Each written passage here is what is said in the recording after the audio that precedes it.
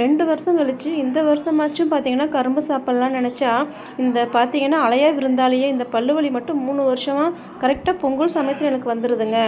பல்லு பயங்கர வலி. ஸோ அக்கா வீட்டுக்காரர தான் கூட்டிட்டு ஹாஸ்பிட்டல் வந்திருந்தேன். ஸ்டாஃப் கொஞ்சம் டீ குடுத்தாங்க. நானும் எதுவுமே சாப்பிட முடியலன்னு எம்ப்டி ஸ்டொமக்கோட வந்துட்டேன். கொஞ்சம் டீ குடிக்கலான்னு கேட்கவும் நானும் வாங்கி குடிச்சிட்டேன். பார்த்தீங்கன்னா, டாக்டர் வரதுக்கு லேட் ஆகும்ட்டாங்க. கொஞ்சம் வெயிட் பண்ணிட்டு இருந்தோம். அப்புறம் ரொம்ப லேட் ஆகும்னு சொல்லவும், போய் லஞ்ச் சாப்பிட்டு வந்துருங்கன்னு சொல்லிட்டாங்க. ஸோ பார்த்தீங்கன்னா, டேப்லெட் மட்டும் போட்டுட்டு அங்கேருந்து அப்படியே வீட்டுக்கு கிளம்பிட்டேன். ஸ்ட்ரெயிட்டாக பார்த்தீங்கன்னா, அக்கா வீட்டுக்கு தான் வந்தேன். ஸோ என்னால் வீட்டுக்கு போய் தனியாக எந்த வேலையுமே செய்ய முடியாது. வீட்டில் அக்கா பேரன் இருந்தான். அக்கா மருமக பார்த்தீங்கன்னா, வெளியே கிளம்பிட்டா.